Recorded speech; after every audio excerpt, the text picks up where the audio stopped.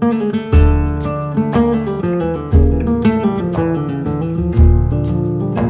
doesn't love a Spanish omelet? It's an open-faced omelet filled with vegetables, hams, and cheeses.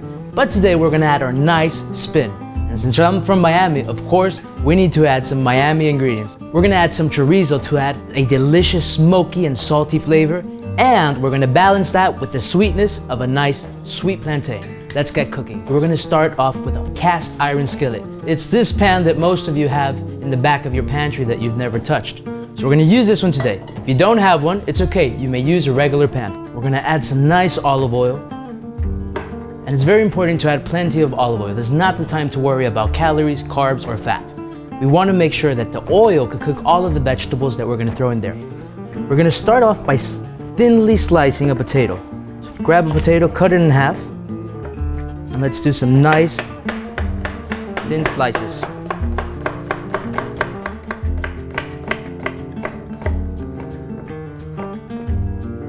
We're gonna add these potatoes to our hot skillet.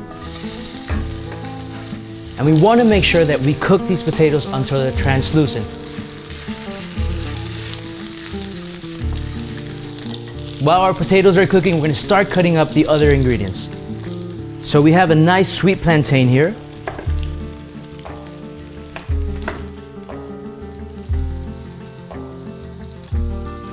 So we're gonna slice these. And you could get creative with it. Cube it up, slice it up, have fun with it. That's what the kitchen is all about, having fun.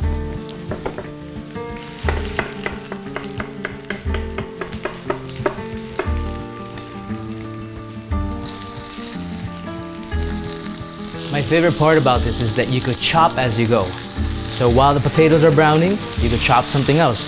While the sweet plantain is browning up, chop something else.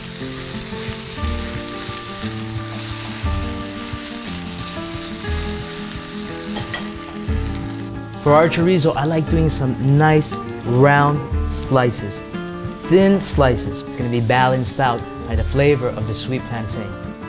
And of course, who doesn't like a party in their palate?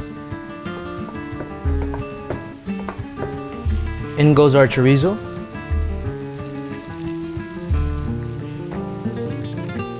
In goes our peppers.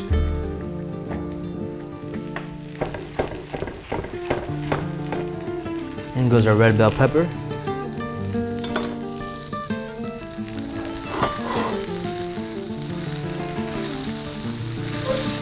You could already smell the smokiness that the chorizo is going to add to this dish.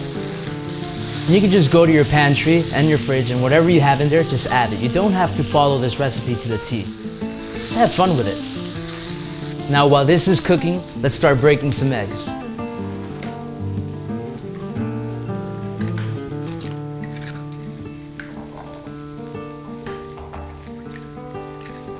We're gonna season with some black pepper and some salt.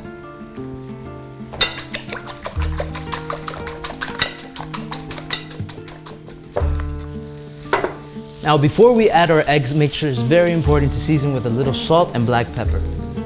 Remember, flavor plus flavor equals more flavor. And of course, in Latin cooking, more is more. There we go. Here we go with our egg mixture. And we want to spread it all over and evenly. And now before it goes inside the oven, we're gonna do a quick little food god prayer, because this could either come out nice or it could come out scrambled. So here we go. Into the oven it goes. Our Miami Spanish omelet is out of the oven. Let it cool for about 30 minutes. And then, very important, with a knife, go over the edges like this to loosen it up. Also make sure you give it a nice little wiggle, like this. That's gonna ensure that it's not stuck to the bottom. And remember when I told you to add some extra olive oil in there? This is the time when it comes handy. So you could serve it like this, or I like to flip it. So let's give it a try. Okay, here we go. 1, 2, 3. Look at that beauty. You can see the potatoes, the peppers, the onions, the chorizo. and I'm ready to dig in. But first, I'm gonna add a few little chives just because I like some color. And of course, you could add some cheese on top, some Swiss cheese, some Monterey Jack, cheddar cheese, any type of cheese really. I like to keep it, with the saltiness of the chorizo.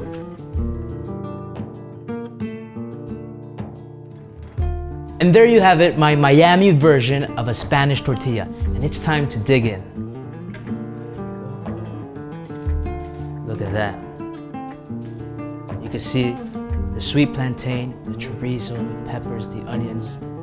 Perfect for breakfast, lunch, brunch, any time of the day. And there you have it. Now it's time to try this. Let's see.